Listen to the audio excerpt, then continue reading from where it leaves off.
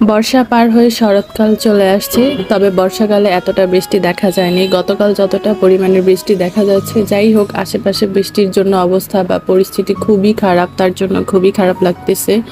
আর এইরকম ট্যাপটাপানো বৃষ্টিতে আসলেই খুব মানে একটা যে ভালো লাগার ব্যাপার এরকম না, কারণ একেবারেই বাসা থেকে বের হওয়া যায় না, কোথাও যাওয়া আসা করা যায় না, রাস্তাঘাটের অবস্থা প্রচুর খারাপ থাকে।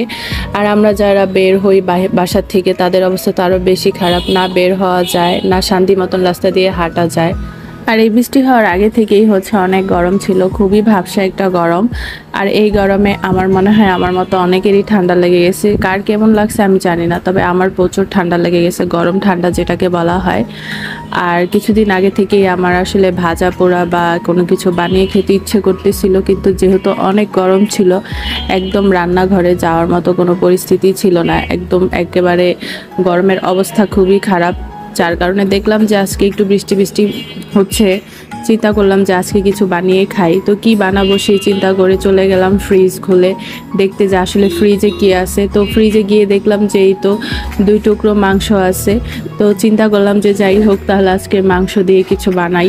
আর এই 2 পিস মুরগির মাংস দিয়ে আমি আসলে কি বানাবো সেটাই ভাবতেছিলাম। কিছুদিন আগ থেকে আমার মনে চাচ্ছিল মোমো বানিয়ে খাই, কিন্তু গরমের জন্য তেমন একটা বানানো হয়নি। আর যেহেতু মোমো বানানোটা আসলে খুব খাটাখাটনির ব্যাপার, আমার ইচ্ছে করতেছিল না যে আসলে আমি মানে খুব পরিশ্রম দিয়ে কোনো কিছু একটা বানাই। মনে চাচ্ছিল যে একদম সহজ শর্টকাট যে রেসিপিটা বানানো যায় সেটাই তৈরি করে খাই।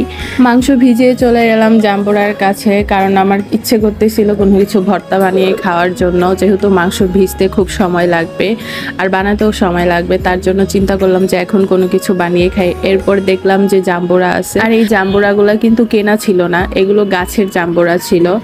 আমার হাজব্যান্ড তাদের বাসায় গিয়েছিল, তারপর আমি বলে দিয়েছিলাম যে আমার জন্য জাম্বুরা নিয়ে এসো, তারপর গাছ থেকেই তো জাম্বুরা নিয়ে আসছে। আর এই বছরটা কেমন যেন জাম্বুরা সিজন হওয়ার আগ থেকেই আমার মানে জাম্বুরা খেতে খুবই ইচ্ছে করতেছিল, জানি না কেন। তবে এর আগেও আমি একটা খাওয়া হয়েছে, আর এই যে আজকে একবার, তো এই নিয়ে 2বার খাওয়া হলো। আর জাম্বুরা ছুলা কিন্তু আসলেই খুব কষ্টের একটা ব্যাপার, এটা কিন্তু ভালো মতন ছুলে পরিষ্কার করে তারপরে জাম্বুরা ভর্তা বানিয়ে খাওয়া লাগে, তা না হলে জাম্বুরাটা তিতো তিতো লাগে।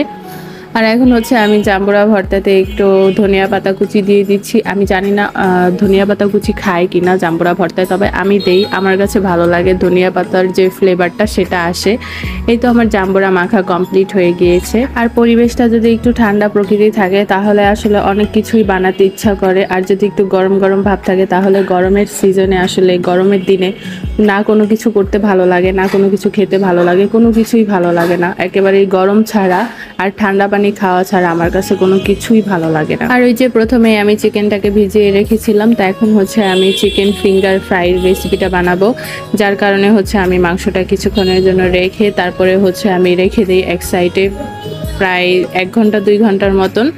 আর এইগুলা বানাতে বানাতে আমার মাঝখান দিয়ে যে চায়ের বিরতি চলে আসে, প্রতিদিন সন্ধ্যার সময় 1 কাপ চা না খেলে হয়ই না একেবারেই। তো এগুলা বানাতে বানাতে আমি চা খেয়ে ফেললাম। আর এই তো আমার হাতের অবস্থা তো দেখতেই পাচ্ছেন আপনারা কীরকম হয়ে গেছে।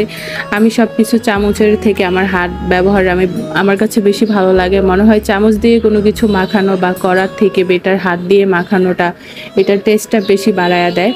তো যাই হোক এক একজনের আসলে এক এক রকমের।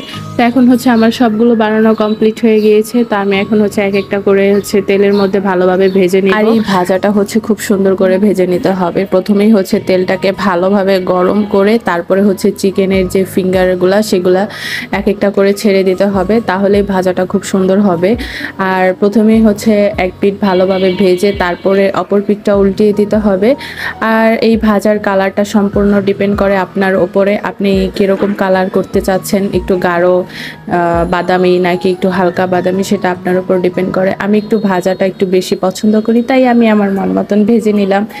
এরপর সকালবেলা ঘুম থেকে উঠে দেখি আজকে অবস্থা খুবই খারাপ, অনেক বৃষ্টি। বাসা থেকে বের হওয়া অবস্থায় দেখি খুবই বৃষ্টি পড়তেছে, যদিও বারান্দা থেকে ভালোভাবে বোঝা যাচ্ছে না, কিন্তু আসলে খুবই বৃষ্টি ছিল, প্রায় 10 মিনিটের মতন মনে হচ্ছে যে একটা ছোটখাটো ঝড় তুফান হয়ে গেল। আর এই বৃষ্টি সারাদিন ধরে চলবে। তো এই বৃষ্টির মধ্যে কে কে খিচুড়ি খেয়েছেন আমাকে অবশ্যই কমেন্ট করে জানাবেন।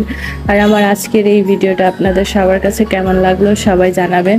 তো আজকে এই পর্যন্তই, সবাই ভালো থাকবেন, সুস্থ থাকবেন, আল্লাহ হাফিজ।